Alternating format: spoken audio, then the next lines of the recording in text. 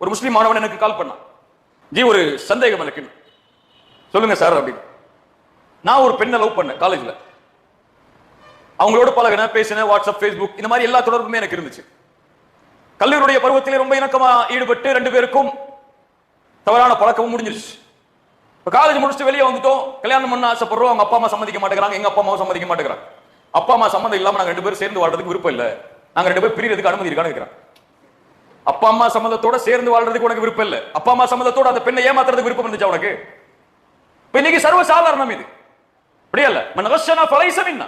ஒருவரை ஏமாற்றினால் அவன் நின்னை சார்ந்தவன் அல்ல. அவசரத்தில் எடுக்கக்கூடிய முடிவு ஏமாற்றத்தில் கொண்டு போய் சேரும். அப்படி ஹராமான உறவை ஹலாலாக்க வேண்டும் என்று ஆசைப்பட்டால் அப்போதே திருமணம் செய். முடியுமா? மார்க்கம் அனுமதி அளிக்கிறது, அப்போதே திருமணம் செய்.